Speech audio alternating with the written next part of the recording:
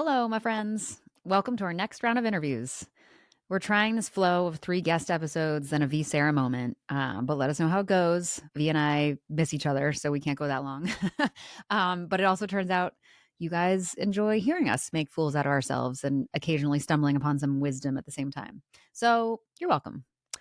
And also, if you have any topics, moments, content, comedy specials, books, etc., that you think would be fun for V and me to reflect on, send them our way. You can DM us on the Instagrams at The Mothers Pod or send an email to hello@themothersmedia.co.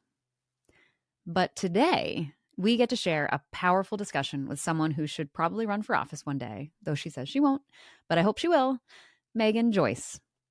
Damn, if there's someone out there who I feel like I should have been, that person who I look at and I'm like, if I just worked a little harder, it might be Meghan.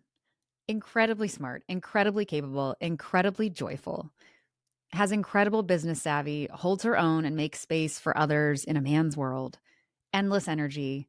She's the person at a work offsite who brings both the enthusiasm to make you not hate being there and pushes you to actually do the productive things that, of course, nobody really wants to do at an offsite.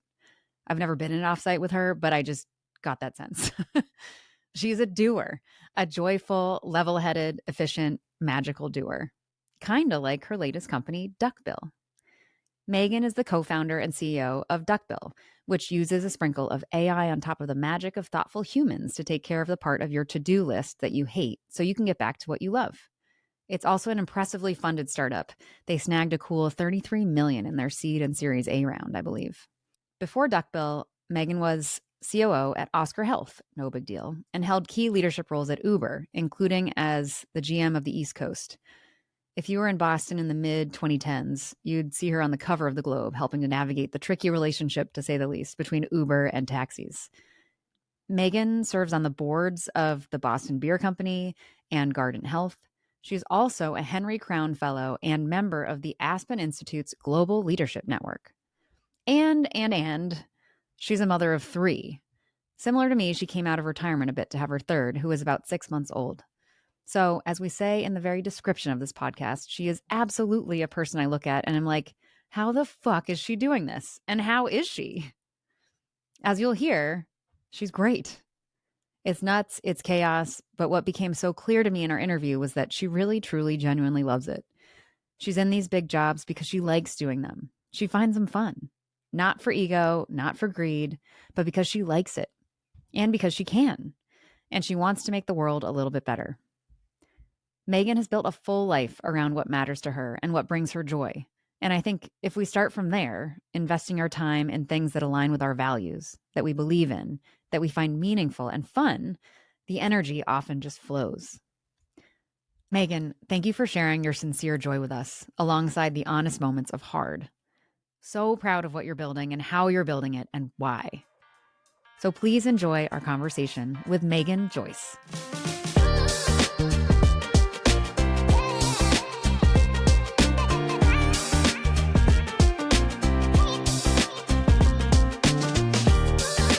I'm just so excited to talk to both of you. I know. Me too. I was so thrilled you were into it, and because you're like just the perfect kind of model of everything. You're out there doing really objectively impressive big things, and then also have this other part of your life at home now with a 6-month-old in addition to older kids. And I'm like, how is she doing How this? are you doing it? Right back at both of you, really, truly. And for what it's worth, I was at a spring concert last night, and I was walking in with another parent. I was like, how's it going? And they were like, bonkers. And I was like, yeah, that's exactly the word to describe it. Yeah. And it's like a very joyful bonkers, but it's bonkers. And like, I think the more we can talk about this, the better. So I Love that. know. Yeah. Okay, cool. So we can just roll into questions and keep it cool and casual because that's how we are. But yeah, we like to start, and I need to find a way to not say this absolutely every interview, but I really do enjoy love it. hearing people describe their backstory and kind of as they're telling sort of how we get to where we are today.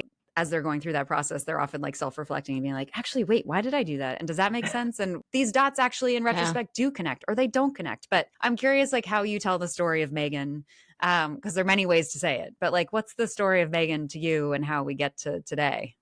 my gosh. Well, this feels so indulgent and lovely, and thank you for asking. Welcome to This truly therapy. is so, no, It's so literally, fun to like, get it out. Yeah. time do you have? Because I have all day here. Yes. I think the origin story is everything. And as a founder, I know that to be Yeah. true for my company and probably for me too. Like I was raised in a big family in the Boston area, bunch of siblings, two incredible parents who were both amazing role models in both career and personal parenthood life and took very different paths, right? Like one of my parents, my dad worked all the way through, traveled 5 days a week for a good part of my childhood to have a career that supported our family. And my mom, who was equally brilliant and invested in her career, ended up taking several years off to be home with all of us little numbskulls because Yeah.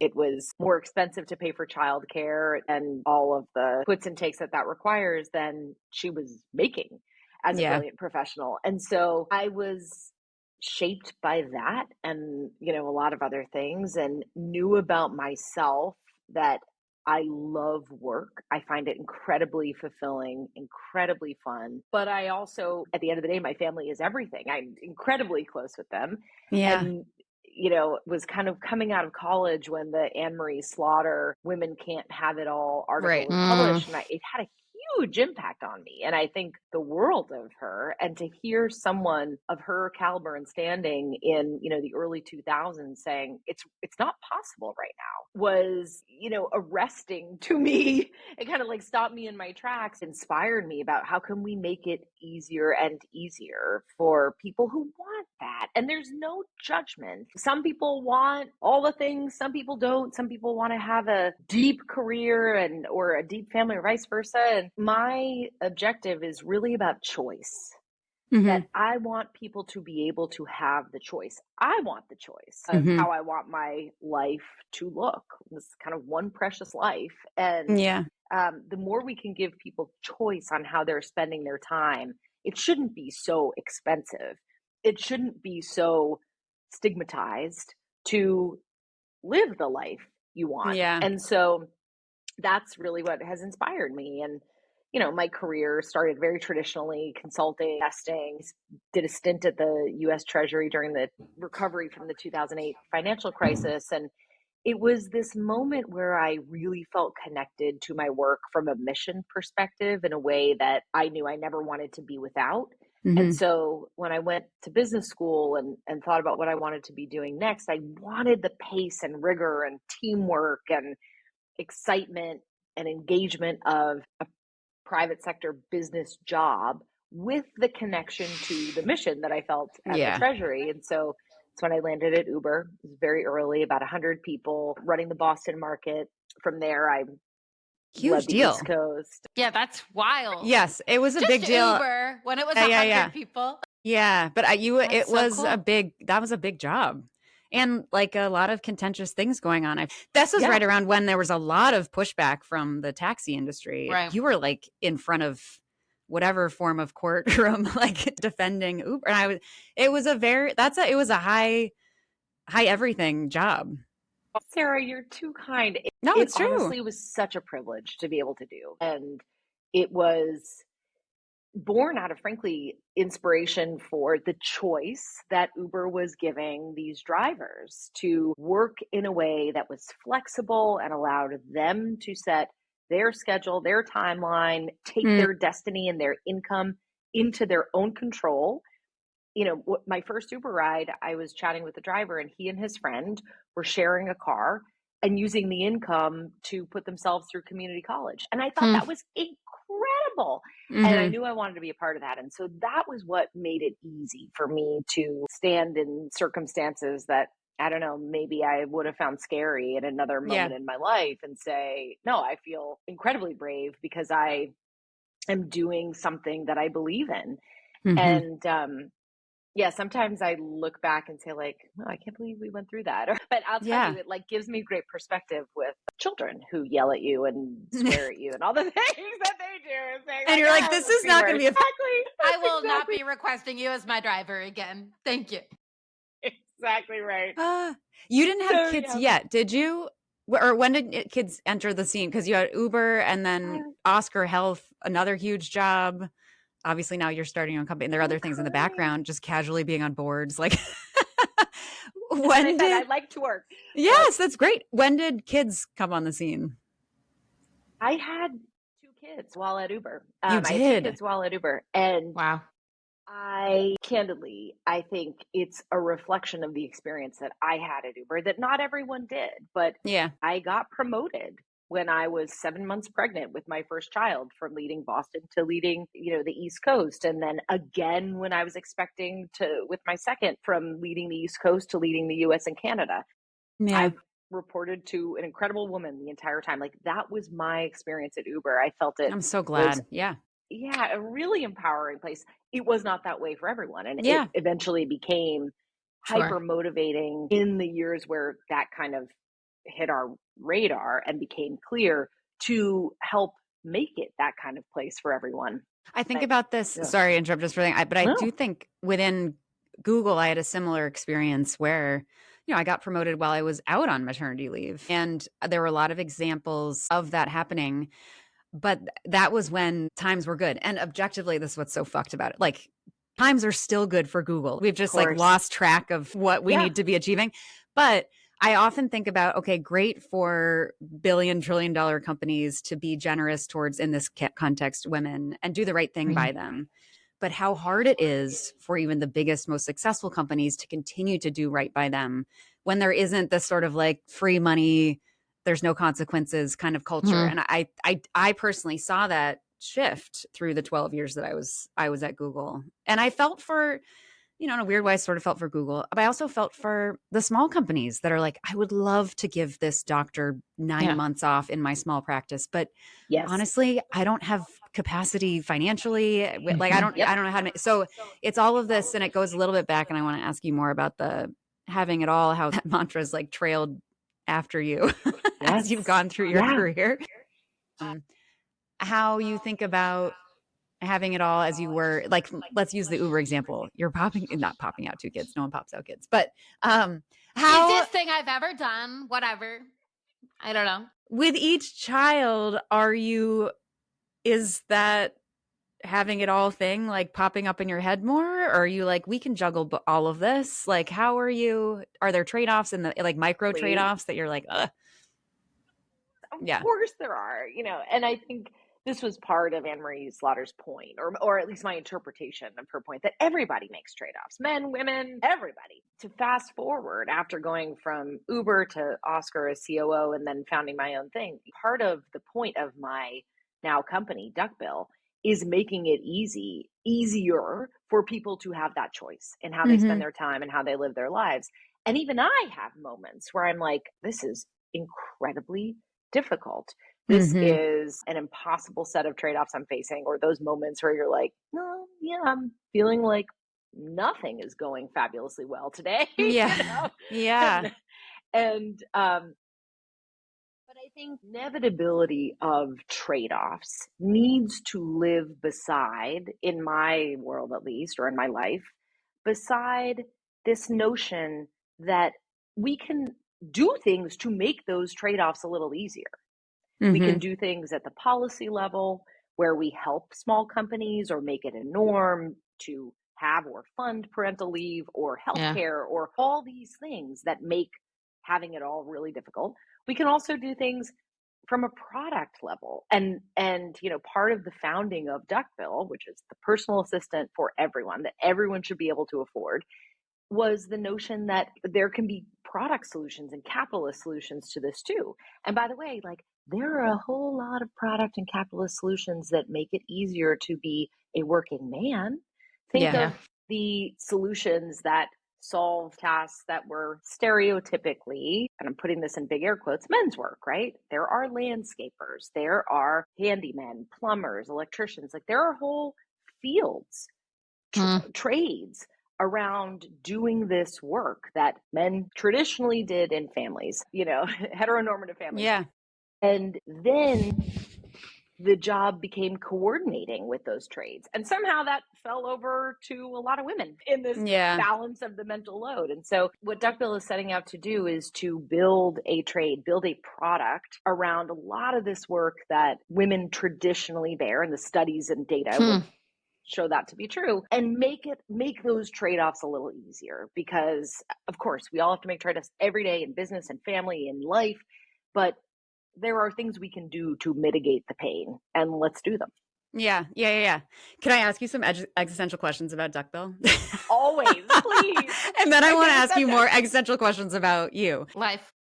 But one, I've been reflecting on this, and I think it's fascinating. And I love the concept. I love the brand of it also. Like, I love, in a lot of the taglines, we're talking about allowing you to choose joy and find more joy in life, which is something that V and I and this podcast talk a lot about. And how, especially for mothers, finding a moment to really insist on their own joy and how critical that is to maintain a sense of identity.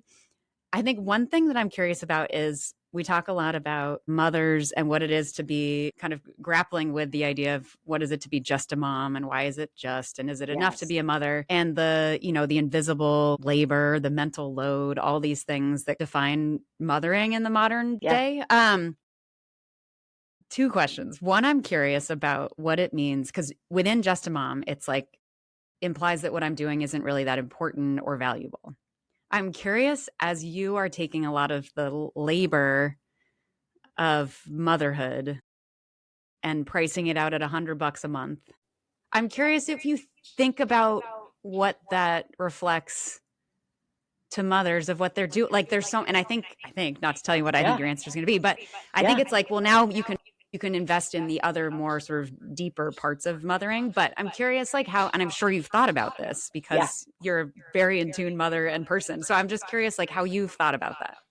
Yes, this is such an astute question, and gosh, we could talk for hours about everything you were just describing. So the philosophy behind Duckbill is, give us the stuff you dread, so that you can focus on what you love instead, exactly as you alluded to, Sarah. And the goal is to make the outsourcing of the stuff you dread as easy and affordable as possible. You should not have to be an expert delegator or a manager, and you should not have to be a millionaire in order to get that necessary but pain in the butt stuff off your plate. If you want to, you don't have to. There's no judgment. And one of the reasons that we scoped the product broadly and a bit in a choose your own adventure way is because one person might dread waiting on hold and negotiating with customer support to get their money back on a product that arrived broken. Another person might dread planning a kid's birthday party. And there's no judgment on one versus the other.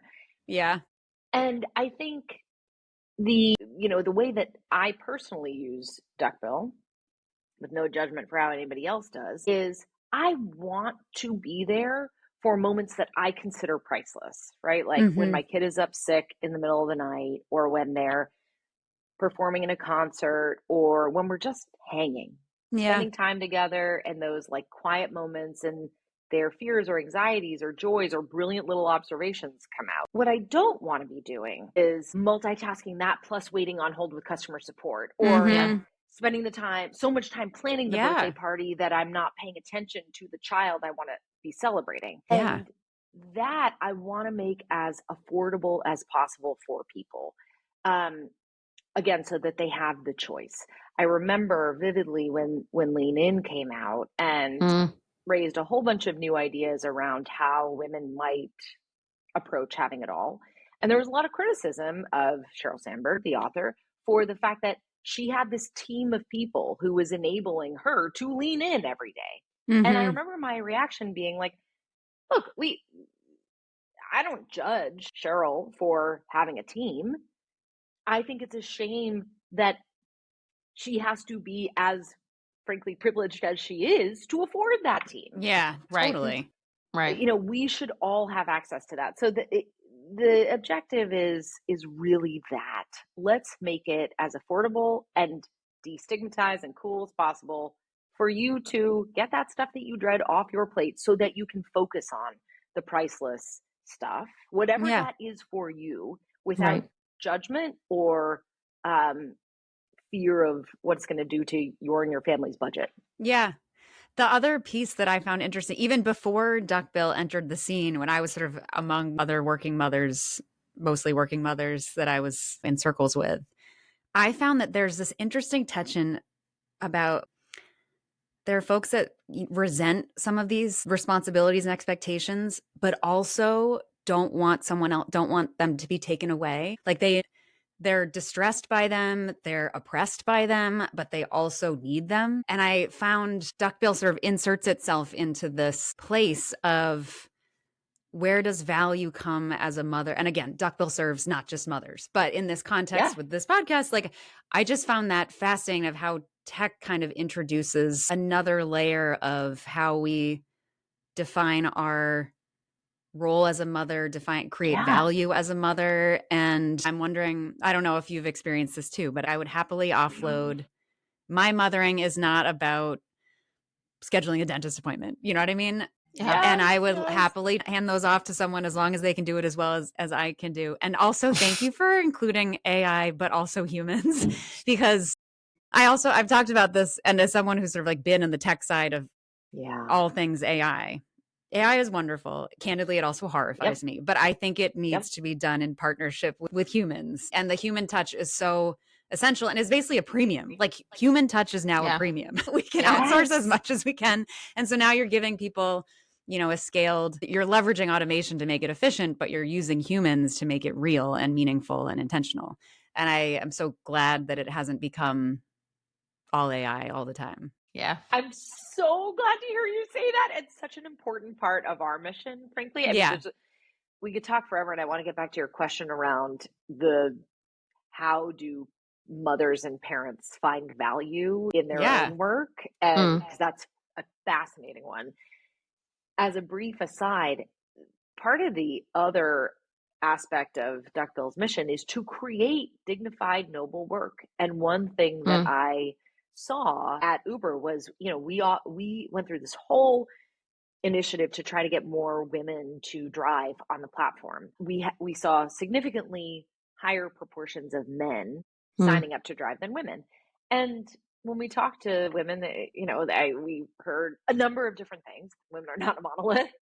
But we also heard, I don't want to be driving around with a drunk stranger in the backseat of my car at 2 a.m. Or I do have responsibilities that I don't allow me to be out of the home constantly that I want to work around because that's important to me. And it occurred to me when we were starting Duckbill that this could be a solution that could give work to people of all gender identities that creates flexible, noble work where you get exposure to AI, you get that kind of skilling in this wildly powerful and exciting new technology, but also have the choice to do it from home or when you see convenient, and that could be something that could create really valuable jobs in this AI era, which I think is going to be a really fascinating and potentially hairy one. Yeah. Yes, that it is for sure. Already is. I know. Exactly. All right, I do think we should do like a Duckbill deep dive too. I just think there's so many angles on it. It's fascinating. I'm so glad it's doing so well. Back to your story a little bit. So we have Uber. You have 2 kids. I'm stunned. Then you moved to Oscar, COO. I'm curious. And then even before we get to Duckbill, how did kids coming on the scene affect, and it probably didn't happen right away, but over time, how did becoming a mother impact what your purpose was at work, the role that work played for you, how that wasn't for your identity? I'm curious, like the evolution alongside these new jobs. You all ask the best questions. So it impacted me wildly. Yeah. And first and foremost, in how having kids raised the opportunity cost of how I was spending my days. I mentioned at the outset, like, I love to work. I find it fun. Not everyone has that value or passion, and that's fine. Again, no judgment in that. But knowing that about myself, I suspected, and it bore out to be true, that I still wanted to have some kind of professional aspect of my life, even while having kids. But I'll tell you, having them at home really made me feel like what I am doing professionally better be really freaking good. Yeah. In the sense of it has to be mission aligned. I Mm-hmm. have to be making the world a little bit better for these precious humans that I love more than anything. Yeah. I have a exceedingly low, even lower than I had before, for bullshit. Mm-hmm. And let's be real, like I say to people, work is hard. There's a reason you get paid to do it. No job is without some amount of bullshit. But if a job turns into, or if I'm looking at a new job and it's clear that it's just a whole lot of bullshit, that is not worth my time. Because would I rather be, managing somebody upward or downward who is not aligned with my values, where I don't have empowerment to lead in a way that I see fit, to build a product that I think is making the world a slightly better place? Or would I rather be with these little humans who, as much as it might drive me crazy to be with them 24 hours a day, they really want that.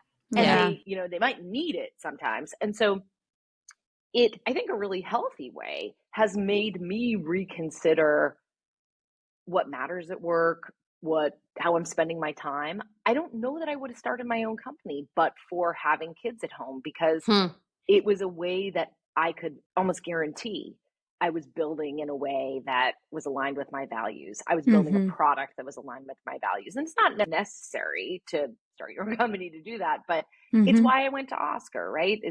Health insurance, democratizing excellent healthcare and health insurance for everybody with a team that I loved. It's the reason I, started Duckbill and hired a team that I love here. Hand selected investors, hand selected vendors, right? To be people that I really love and trust. Because if too much of my day or my time is not aligned with my values, feels like a waste of time, that's really going to start causing some anxiety for me about the balance of time that I'm spending professionally versus at home with these kids. Yeah. I totally want to reinforce once kids are on the scene, being way more critical of how I'm spending my time and is it worth it? And what makes it worth it to me? And the mission orientation is really important. I totally agree. How do you, one thing that we've talked about in other interviews is this idea of control or agency, and that being essential once you have kids, where you want to be where you need to be when you want to be there. And there was, I think by the nature of the people we've been talking to, there's been sort of this sense that kind of control isn't possible in corporate America, especially as you go up the ranks. And that the solution, or at least a solution, is starting your own thing, working for yourself. And I'm curious, you've been in all of those circumstances with kids. And I'm curious if you agree, or if you think, well, there are different ways to make it happen in different situations. I am ever the optimist. So I think there are always strategies, but I think your insight that it's a lot easier when you're running your own thing, whether that's because you are in a role, a senior enough role in corporate America, or because you are in a culture that respects that and values that. I have seen companies like that, and they are unbelievably wonderful places to work. Yeah. Or you've started your own thing, and that could be a company, it could be consulting, whatever it is. Of course that gives more flexibility. I've told people when I was at Oscar, and I loved my time at Oscar, I was the number 2 person of the company, and nobody asked whether I was available for a board meeting on the particular dates. Like, I was told, here are the board dates. Right. Yeah. And you will be in this city for this board meeting on these dates. And that's fine. That's just how board scheduling goes. Yeah. But now that I am CEO of my own company, is sorry, if this date does not work for me, if my kid has a school concert that night and I can't travel, or if, that day is the play or whatever during the school day. Yeah. And that is an unbelievable luxury. Now, I think the reality is not everybody has the privilege, ability, desire to start their own thing. And so I think the next best thing is finding a company with the culture of supporting that. And Yeah. I think, again, there are always trade-offs. Of course, I've missed kids' stuff because not only do I have my own company, I sit on a couple of boards and I don't have total control around when those are scheduled. I can give input, but I have to make trade-offs about where I am and what I miss. And, I think my advice is to make sure you're looking at not every micro decision, but the macro whole. Is the overall balance of time, trade-offs that you're getting out of this aligned with your values and goals at whatever moment in time that you're at? Yeah. And if so, great. If not, then maybe it is time to find a different job, a different company, whatever. Yeah. I always think about role models, and I feel like women in particular are like, find a role model and find a mentor. And it's like, okay, well, that'll what, Yeah, and all your no stereotypes. worries. Totally. Yeah. yeah, but you're my mentor. No, I'm just kidding. No, I'm just curious how, yeah, exactly. How, as an outsider, to me, you're pioneering in so many ways in this career that you've built, both in the roles that you have, but also, doing it as a mother. How did you look around and say, who's, I don't know, are there people modeling a healthy version of this? And then on top of that, how were you thinking about your mother who, as you're described, incredibly capable, smart, motivated, took years off? And then it sounds like maybe eventually went back to work. I don't know. But how did you exist between like those two models? Oh, it is such a good question. And honestly, before the two main industries that I have spent time in are finance and tech. Yeah. And neither has casually an male abundance. dominated. Exactly. I was the only woman employee. Yes, probably. Yeah. I mean, virtually in a lot of those settings, yes. Yeah. Certainly in a lot of the meetings and a lot of the rooms that, and I think there was, let me be really candid. There was a time in my life where I felt like I needed to fit one mold or the other, right? And I showed up at work like behaving in ways that weren't totally authentic to me. Sure. Not only was that the least happy time in my career, it was also the least effective time in my career, because I remember at one point being told, like, you need to be fiercer, and walking into a meeting, and the poor person who was sitting across the table from me and who had just gotten the feedback, be fiercer, like, was like, what is going on? This is not you. Like, what is like, terrible feedback you're giving me. Yeah. And I think it took time and experience and wisdom and confidence to figure this all out. What I will tell you now is, like, first of all, every ounce of energy that I was spending trying to be someone that I wasn't was taking away from me just being good at my job. Yeah. And when I had that realization, it was table stakes. Like, I can't afford the time and energy and grief of trying to be somebody else. And then the second realization that came out of that is, I don't need to have a person that I want to be just like. I can have people who I want to take this from person A, a little bit of this from person B, and I want to channel them in certain instances or in certain aspects of their life. But there's only one me, and I'm going to bring the mix of ingredients into a person in a way that's probably not going to look exactly like anybody else, but of course, because we're all our own people.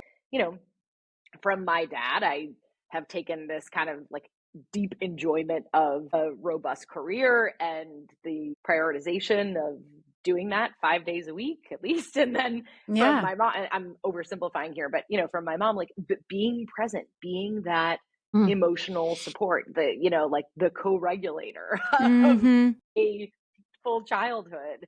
I've taken from different bosses that I've worked for, right? Like Travis, who founded Uber. I think his bravery, his courage, his vision are extraordinary. And then there are other people I've worked for where their humanity, their empathy, their, the incredible efficacy to bring out the best in people around them. That's what I take from them. And so I think for me, it's a matter of building a mosaic of different things that I've taken from different role models and bringing them to life in my own person in a way that might not have an exact mold, but for me, that's okay at this stage in my life. I love what you said about the realization that this time I was spending trying to do my job like someone else was taking away from me doing my job well as only I can do it. And on that point, I also think as I'm looking back on it now, there was a shift once I became a mom and I felt more entitled to being me and felt more empowered as being me. I think I definitely am someone who, and I think a lot of women feel this way, but there's, I don't know, you get, maybe if you're lucky, to teenagehood as yourself. And then you hit teenagehood and you're like, I'm supposed to be all these things to all these people. What do they think of me? And then I think it wasn't until I had a kid that I was sort of like, I am me, like, fuck you. And not to say that I could play that at work so well, but I do think there's a grounding that happens as a mother. And I say this too, because I'm not sure how I feel about leading with, I'm a mom. Like, I don't feel 100%. That doesn't feel true to me. I enjoy being with and enabling and getting joy out of my kids and helping them be great. Like, I think from more like a coach standpoint, not like the mother, but on that mother point, like, how does mother show up in these scenes where, again, you are potentially one women in these meetings? Like, were you hiding your motherness, or was it part of the discussion? Like, how did you walk that line? I have absolutely been in meetings and conversations and relationships where I was, I would never hide it, but I wasn't advertising it. And they were primarily in earlier phases of my career and earlier phases of my confidence building and earlier phases of being a parent. But I would be lying if I said those didn't happen today. Of course, there are people that you interact with in the world who don't have, frankly, I just say it directly, like an enormous amount of respect for women, for mothers, for parents, for working women, mothers, parents. Right? And each of us has the choice to show up how we want to show up in each of those meetings, in each of those conversations or relationships. And frankly, I don't want to spend a ton of time with someone who doesn't have a lot of respect for women, moms, parents. But I find myself in those conversations from time to time, of course. And we're all, we go into survival mode and we do our best. But to your point, I think I am also not the kind of person for whom parenthood is my primary identity. And again, no judgment. There are I love everyone's like, I can't say this. I'm going to get in trouble. No, and it's not you. I just think I think that is fascinating. And even goes back to the duckbill concept of like, I was watching you and I apologize if I was doing it too. I was watching some of your interviews and I was like, these people are kind of giving her a hard time for trying to help mothers, like make their lives easier. And there's something very strange, even as I was approaching this podcast, like, mothers are a very powerful, opinionated group. And I like to think that in reality, face to face, that we are much more supportive and open and inclusive and flexible about all the things. But there is this tendency, it's like it's a prickly space. You don't want to say the wrong thing. It is so prickly. And I get it, right? Like, it is unbelievably hard being a woman, being a mother, being someone who is in a minority position in certain rooms, and any one person telling you how you should show up as that person, period, especially if you're in that position, is going to could potentially feel threatening. And I think, mothers aren't a monolith. Women are not a monolith. If you don't want to outsource anything, like, that's cool. You do you, know, but if you do, my belief is that it should be easier and more affordable and possible for you to do that. And if not, like, don't use the product. Totally. Are you good at asking for help or accepting help? Yeah. That's so interesting. Yeah. I think, frankly, I've gotten much better at managing, delegating, leading in my career. And I like to think that when it comes to running a business, I couldn't do it without help. But especially in my personal life, so many of us have been conditioned and trained to not ask for help. And especially if you're in a relationship or a conversation like the one you alluded to earlier, where you can't talk about having kids in the mix. Mm-hmm. And so asking for help about your kids is like double whammy, you know? Yeah. And I think part of our big objective at Duckbill is to not require you to be a expert delegator or a comfortable outsourcer to use the product. That is certainly a profile of people that we have on the product, but frankly, it's the minority of the world that feels like a confident delegator.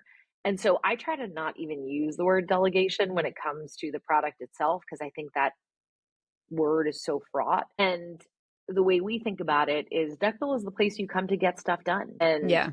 to the extent you need help, we're here to help with it. Mm-hmm. But also you retain as much of that decision authority or control as you want. And I think that's an important part of the product experience, to get people comfortable with something that for many is an understandably unnatural act. Yeah. Yeah. An unnatural act. I love it. Sarah, does that I can own resonate with that.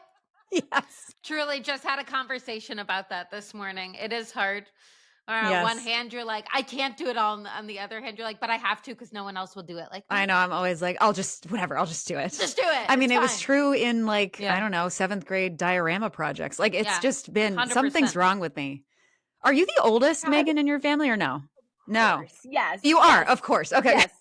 And I had this whole conversation with my husband the other day about how much we both disliked group projects in school. Yeah. And it's not because we Yeah. don't like working with people. I love that. Same. Is what gets me out of bed in the morning. But Yes. my God, you know, it's kind of like parenthood, right? And I think one of the Yeah. reasons that parenthood is so hard, and this whole question you raised earlier around what is the value of my parenthood and am I doing a good job, is so fraught, because there's no clear North Star that you're aiming towards. Yeah. Definition of success. There is no training or feedback loop that is reliable in telling you if you are doing a good job. And you are dealing with irrational, highly emotional humans and topics constantly. Yeah. And so, of course, it's hard. Of course, it's fraught. Of course, it's hard to figure out whether you're doing it right or you're adding any value. And I just think, you know, the more that we can bring humor and levity and, again, an option for people, and then they can choose to use it if it's a great product. And if it's not, that's on us to continue making it better. Totally. Totally. Have there been, or if you look back, and we've gotten a few funny anecdotes out of other folks about like these moments where you're like, I don't know, it's a dark time and you're like, I don't even know if we can get through this. Or there's some like highly public scenario where you're like, someone in another interview was telling us that she was like somewhat recently postpartum, and she was interviewing someone essentially at Davos and was like, and then I just started lactating like in the middle of this interview. I'm just curious, like your sort of behind the scenes, Megan, like these times where you're like, this is a disaster. Like, how are we, like everything's falling apart. How do we get through this? This is humiliating, Like but maybe we should laugh at it. Daily. How much time do you have? Yeah, yeah, exactly. So this morning, I could think of a few examples. I could literally tell stories from this morning. One of my favorites was when I was at Uber, and I had just had my first kiddo, and a new president of the business had started. And I felt that it was important to show up for this big global leadership offsite that he was attending, to get to know him before my parental leave was over. And it just so happened that the global leadership meeting was in Amsterdam. And I decided to go. Cried for days before I left, because I was like, now in retrospect, postpartum anxious and depressed and all the things. Yeah. And finally summoned the courage and energy to go. And I was flying over to Amsterdam and thinking, well, of all the places in the world, like this should be a good one. Land in Amsterdam and realize that there's not actually a mother's room in the Amsterdam Uber office, because in Amsterdam, mothers get a year off. Right. Yeah. And they that's don't interesting. have to pump at the office. So instead, I brought my little pump to a engineering nap room, which looked like a very chic CIA interrogation room. It had like a single light bulb hanging down, again, in like Scandinavian design, but turned the switch and nothing happened except the light bulb went out. And what I realized God. was that the fuse in the pump had blown. I hadn't thought about the fact that, No, the It's electronics different. were not set up Yes. for Europe. Yep. So my pump was broken within like an hour of landing for my 4 or 5 day trip. So I hand pumped Meghan. for 4 straight days, whatever it was. And then had to bring this back through the airport because I was like, Yeah. I fought tooth and nail. Of for course. this. Yes. This is the best milk that has ever been made. Yes. Yeah. Certainly the hardest one. Yeah. And actually, I found U.S. airports to be pretty understanding of this. The European airport was not, and they were like, "What is this vanilla? I'm like, vanilla's not even white. It's like Yeah. this is breast milk. Let me through." But like, it was a dark several days, and it was in retrospect, it is a very funny story thinking about like my pump broke. Nothing to see here. But in It's that fine. moment, no. It was horrifying, and I would felt be so enraged. guilty. Oh yeah. Yeah. And it was scary. I was like back in my hotel room trying to call U.S. customer support off hours, right? Yeah. And frankly, it led to me making slightly different decisions in subsequent parental leaves where, again, everybody is different. And I would not expect any other person to have preferences that look exactly like mine. But I actually like getting back to some amount of adult interaction pretty early on. Like I like my brain to be stimulated. I don't want to be like doing, brain surgery, but I like that. What I have struggled with, obviously, is travel, right? Travel is hard. Sure. Yeah. And so in subsequent parental leaves, I've been more intentional about how I spend that time. And frankly, that's only the kind of thing that you can learn when from experience. Yeah. Exactly. I also think about, didn't work. That's okay. Totally.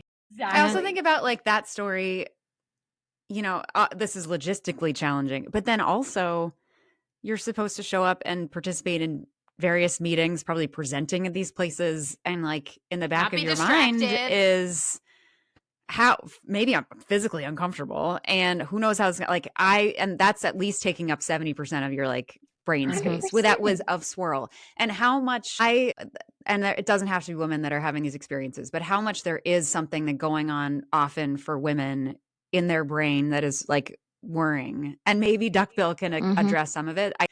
This is like a darker one, but like, before our third kid, I had some miscarriages and not in a thankfully horrific way, but I'm like, so sorry. Like dealing with that at work, and you're just like, none of this matters. Do you know what I'm going through?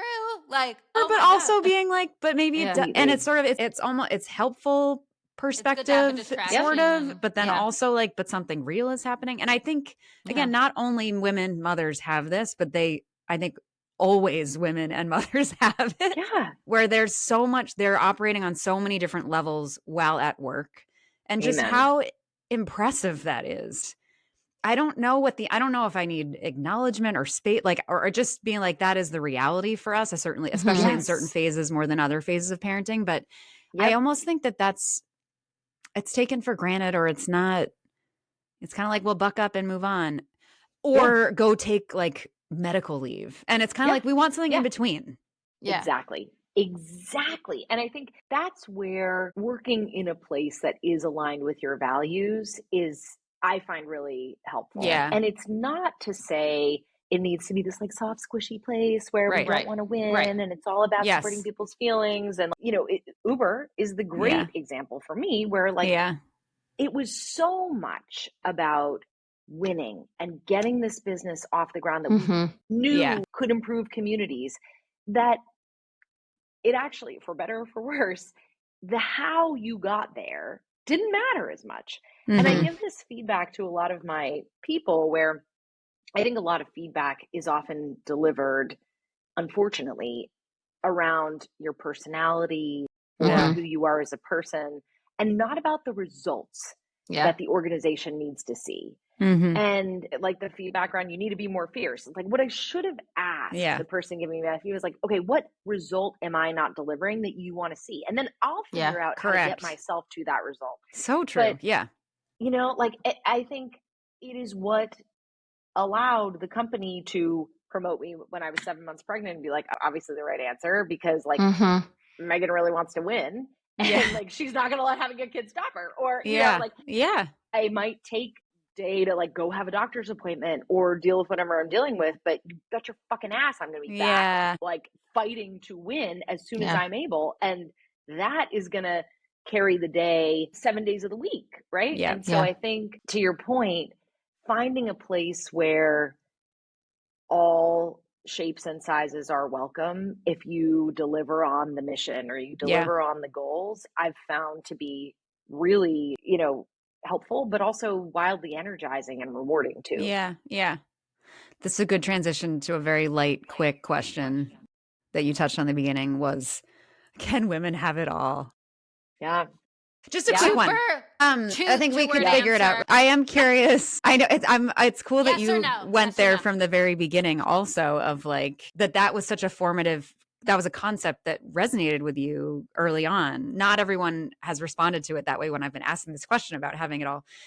But how do you think about having it all? What is it all? Should we have it all? Like, what do you think? I think the question is like, what is the definition of it all? Yeah. And I think for me, it comes back to this quote around your one wild and precious life. We love Mary Oliver. I have it on my wall.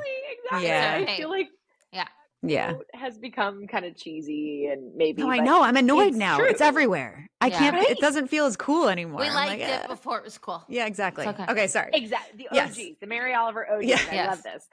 So, you know, for me, that is so true, so relatable. Life is so short and precious. And what are the essential things that you want in that one wild and precious life, and without judgment of yourself or anyone else? And I think if the answer to the question is, I want to be able to have a really big, impactful career and kids that I have some semblance of a good relationship with and who are like, you know, as well adjusted as one can be in this world. Yeah. I totally think you can have it all. Now, does it involve trade-offs? Of course it does. Like, I'm not there for everything with my kids. I'm not there for everything professionally. Like, I will tell you, like, I rarely hang out with my friends. I have amazing friends who understand this about me and are incredibly supportive in spite of the fact that I don't see them every weekend. I know, that's why you don't call Meghan. It's totally fine. You're friends, but then like we pick up where we left off, right? So totally trade-offs, but having a really impactful job and kids, yes, you can. And it should be more common than it is, which is part of why we want companies like Duckbill to exist and maybe policies that make it easier to have flexible work or leave when you need it. Yeah. Because I think that choice should be available to more people who want it, men and women alike. But I think, it is possible, and we're fighting more and more every day to make it even more possible for more people. Yeah. I love it. Yay. Yeah. I think so. I think it really goes it's to that it all. Like, and I think that's a very personal choice, because can you have it all within, and having it define your it all, which includes defining what the trade-offs are, short term or long term. And I think another conversation that's come up is it's more about sequencing. And do we need to have it all now, or can we? I know there's trends around taking a power pause, which certainly means there's a lot of privilege to allow that to happen. But yes, this idea of like when, and I think for women thinking more long, your career is a long arc, or can be if you want it to be. And kind of fighting 100%. The sense of America's like, be successful, be a CEO like yesterday. And a little bit like, well, maybe I can do a slow build, or go all in and then step out a little bit, go all in, you know? Which is not the male way. 100%. It is, I think men could probably actually learn a lot from women in how they like many women have these different phases of their life and their career. And I wonder, I don't know how many men get to the end of their lives and say, gosh, I wish I had a phase of investing in X. I also think one thing you said, and it's so true, is it requires a pretty immense amount of privilege to have it all today in America. Yeah. And Yeah. That to me is a travesty. I know. Because that means that this whole Mary Oliver Wild and Precious life, some of us have more access to that than others. Mhm. Yeah. And that to me does not feel like the kind of thing that some people should have more access to than others. Yeah. Yeah. To me, it's like, again, there are always trade-offs involved, of course, but are those trade-offs less? Are those trade-offs easier? For the Yeah. privileged right now, yeah, they are. Totally. Because Yeah. privileged people can buy back their time. They, like Sheryl Sandberg, can hire these teams of people. And I think that to me is the core problem, right? Yeah. That it shouldn't require so much privilege, money, ability to shape your career in the way you want to have it all. And Yeah. what we can do in this endless pursuit of maximizing our one precious life is make it a little easier for more people to live the life that Yeah. they want. Yeah. So when are you running for office? Oh gosh, that is one trade-off that is not happening anytime soon. Well, you would crush it. I think I've heard that women need to be told 7 times to run for office before they like believe it, compared to a guy who probably is never told. Never told. So count that as 1. Be safe for both of you and anyone listening. Run, because my God, the data, the statistics tell you that organizations and governments reach better answers when there are women around the table. Like, of course, it's crazy, doesn't it? We need you. Huh? Yes. Yes. Shocking. I know we're a little over time. Do you have like 4 minutes to ask these last questions? Of course I do. Are you sure? I apologize. No, this has gone longer than our others. Such I'm like, a okay, joy. Meghan, tell me more. Thank you for indulging us. Okay, these are short answer, rapid fiery that we like to get from everybody. But so if you could go back to your new mom self and tell her one thing, like what would you say? Say, it's hard for you to believe, but this is just a phase. Anything you're dealing with right now is just a phase. Mm-hmm. And I have had this realization with now my 3rd child where, the lack of sleep, I realize, oh, it's just a phase. And I'm trying to turn that same perspective to my older kids where like, oh, they're having a meltdown or they're going through something tough socially. It's just a phase. Yes. And it'll pass. Yeah. Yeah. If you could, well, this might be a convenient question for you. If you could provide yourself or your family one thing along the journey of motherhood that would have made the process just a little bit easier. And maybe if it can't be duckbill. I was just going to say. Because obviously duckbill, but other than duckbill. Other than duckbill, which everybody should try. Yes. Use the code the mothers. Yes, the mothers. Yes. No, honestly, I would say I'm tempted to have 2 answers and they're related. One is self-forgiveness, because you will not always get it right. Like even the people I know who do this best, this meaning like parenthood, work, anything else, it's like 50, 60, 40 that you like make the right call. I'm putting this in air quotes. Yeah. And I think life, one of my biggest pieces of advice in business, but also in parenthood is, it's not the decision you make most of the time that dictates whether things work out okay. It's how you execute against that. Are you willing to be dynamic and adaptable and candid and like forgive yourself and just move on? And and I would say like in cheek, but only half is like a good therapist, honestly. Yeah. Oh my God. Yes. I think yes. It has been critical for me in learning self-forgiveness. Yeah. Because we all deserve that. And sometimes, so true. Some help and reminders of that can be really valuable. Yes. Okay, last one. Your kids may be listening, or one day they will. Is there anything you'd like to say to them? I think it is this, that I really want them to believe that they can have it all, and they don't have to. That they are perfect the way they are, and everything I do at the end of the day is for them, right? And they will be better off if it weren't. Like they will be better off if I'm sane and happy. They will be better off, I think, if this product works, and changes how people operate. Yeah. And yet I would give it all up for them in a heartbeat, Yeah. And so I think it comes down to that impossibility of being a parent, and maybe especially a mom, which is these little kiddos matter more than anything. Yeah. And yet, might we all have a rich life that goes even beyond that? Right. If that's what we choose. Yes, totally. Very well said. So sweet. Thank you so much, Meghan. Thank you for you. sharing This has been yourself such a with us. joy. Thank you for Gosh, building a for profound sure. company and with the right mission and all of the things. So, and thank you Truly. for doing it the way that you are. Like, this is the reason that we want women in leadership roles, because they'll make the right choices. They'll know to make the sacrifice, because in the short term it might be painful, but the long term it pays off, like, because they've Yeah. experienced it themselves. So, and I know that's not easy.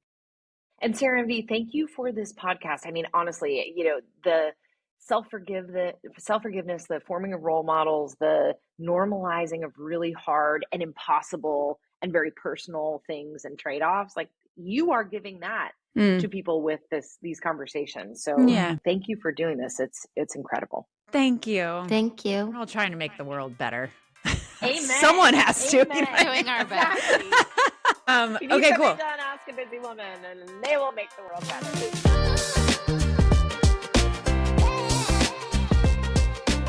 I know, she was so Energized. I'm so like, how do you- energized. Yeah. Yeah. You're so on it for having a baby. Yeah. Yeah. I admire it. Yeah. And I also think there's, I don't know, tell me if this is the wrong comparison. There are some people who are just athletic. There are also a lot of people who work really hard, try really hard, and like can perform at a certain level. Then there are people who like start from a meaningful level of athleticism, and they will almost probably always outperform the prior. I was thinking, as I was looking at Meghan and hearing her story, where there's some innate energy, drive, mental ability, where to be able to exist, operate at such a high level with such big jobs and have a life outside of it. Yeah. That I don't think I I have. And I was just, and it's, as I've seen, I don't know, there are other folks who, in some ways actually even came up when we were talking to April, where for her, it was joyful to be working on her business like 24 hours after having a kid. And to me, I think whatever my mental, emotional makeup is, there's something that like has trouble allowing for that or able to enjoy that. And I think Meghan is someone who seems to genuinely enjoy a circumstance that I otherwise find just stressful. Sure. Yeah. And endless and all these people, like she's had big jobs and obviously and building this very successful duckbill is no picnic. Yeah. But I go back to the athleticism point. I'm curious if she would even articulate it this way. I feel like there's some innate ability to like surf the wave. Yeah. I think in those settings, I'm more like, there's a wave coming. We need to get out of the ocean. Yeah. Well, I also think she does like a great job of acknowledging too that like for her this works and that everybody is going to have their different Totally. things, right? And I love think, that. Yes. Yeah. I think what was I don't know if it's an aha moment or what, for me was like, there's something about some people that enjoy that. And then there's something about other people that aren't able to enjoy that. And I think for me, I always thought it was an ability thing of like, well, if I was smarter, if I'd gone to business school, if I went to whatever it is. Yes. If I not worked harder, because I'm willing to work, but like if I were better at it, I could do that. And I think there's also this other piece that goes back to this question of like having it all and defining what it all is to you and making that a personal choice, not a what would be impressive choice or what does the world want me to be doing choice. And that high-powered corporate job, for me, I feel a loss of all when I think about it. Meghan is her all with that. And I think that's, I don't know, to the point of all of us being like, I don't want to offend anyone. Everyone can make their own choice. Please don't judge me for saying I need to also work, not be at home. And like, I just think there needs to be more like generosity of the spirit and assumption of good intent when we talk about these things. But I think it was helpful for me to be able to ask her these questions and be like, maybe it's not that I'm incapable or dumb and not smart enough, essentially. Maybe it's that I'm not wired to enjoy that. I don't know. I think like the big word that I kept hearing even though I think she only actually said it once because I was surprised that it hadn't come up, was like intention and how everything is so intentional. Like everything that she Yeah. does is so intentional. And again, going back to it, the acknowledgement of like, for some people, this is what works and feels good. And for some people, it doesn't. And that's just okay. Yeah. Like it is not we all, for her answer to like have it all, that is so vastly different for everybody, and the Yeah. privilege in that, and the different like settings and expectation, like that there's just too Yeah. much variety to say, Yeah. yeah, you should also be able to do this, or you should also want to do this. Correct. And I love that. Yes. Yes. Yeah. Totally. And I also, as you think about like parenting your own kids, like how do you ensure that they're exposed to these other paths? Mm-hmm. Like one thing I often think regretfully about is that I think my college experience at Harvard, if you're listening, did not open up career opportunities that got close to my it all. It Uh-huh. only highlighted finance and consulting. Mm-hmm. And for me, those were, just as we're saying now, those Yeah. are actually things that I feel like I lose my all. Mm-hmm. But I felt like therefore I'm a failure because I'm not like living up to those Right. roles, Right. or I feel like I can't hack it in that life. I think in a beautiful way, and I hope that as generations come, that will change. I hope. Yeah. Yeah. Or also like find the right school that fits Right. that fits you. But That's true. yeah. And also I think one of the things that I'm excited about doing, I enjoy about doing this now relative to what I was doing before. I feel like our kids are like, they can Fun see and something exciting. different Yeah. also. Yeah. So that's, yeah, I don't know. A lot of learnings for me. You're doing great, Sarah. You're wired just perfect the way you are. Oh, thanks, V. You too. It's true. Thanks. Yeah. We do have to say, and you'll see this in elsewhere, but everyone should try Duckbill. We do have a code. If you use the mothers, you'll get 50% off. That's wrong. 30% off. If you use the code the mothers, it's actually free. Exactly. And if it's not, We're gonna contact pay- Megan. We're gonna pay for it for you. Yeah. Use the code the mothers and you will get, oh wait, I was right. 50% off for 3 months. That's where amazing. the 3 was The storing 30. up in my head. Mhm. Yeah, Duckbill. Get Duckbill. Amazing. Yeah, a really fabulous concept. Okay. Sarah, Speaking of Duckbill allowing us to have joy, where is our joyfulness? Where are we feeling the joy? My quick answer, that's not my real answer, but our youngest child has been constipated for so long and she finally let it all happen and I am so relieved. absolutely get it. And then otherwise I think my joy is maybe letting go a little bit more this week. I think I'm like in a control freak phase. I think You're growing Yeah. your baby. That's okay. I think so, maybe. Yeah. So yeah, just like letting it roll a little bit more, like be cool, mom, be cool. You're so cool. Would be nice. Oh, actually, here's one thing. My oldest son is a dream. He's been so nice lately. He out of nowhere at bath time yesterday came up to me and was like, okay, before we get into like the craziness of bedtime, I just want you to know, and I know V, you know him, so this is also all because of you. Oh my God. He comes up to me, he put his hands on my shoulders and looks me in the eye and he says, Mom, thank you for all the I feel like I'm making this up. He says, thank you for everything that you do. You do so much for us. And gave me a hug. I was like, What does he want? No. really taken aback. Oh my God. I know. And this comes from a kid who he hasn't always noticed what's going on or been able to act on what he's noticing going on around. So I think that was a really nice, seeing them grow up and become more people and hopefully good ones is nice. Hearing that's incredible. Yeah. Yeah. Good guy. We love you. I know. Damn. Okay. So anyway, how's your joy? Where's your joy? I have like a few little things. My first is that I get to see you this afternoon. Yes. I'm excited to see you in person because it's been so long and I'm So excited long. to hug. So long. Yes. So that's one thing. And then other little things of joy. Honestly, I think I was feeling a little sad yesterday we'll dive into it on our one-on-one next week.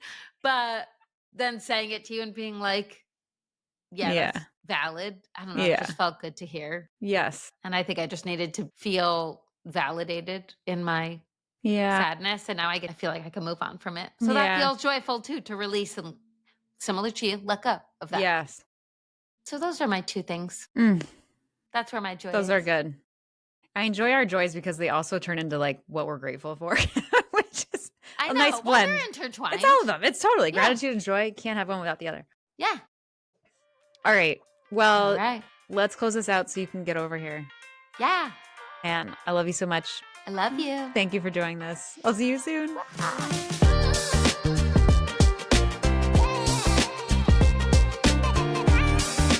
Thank you so much for joining us.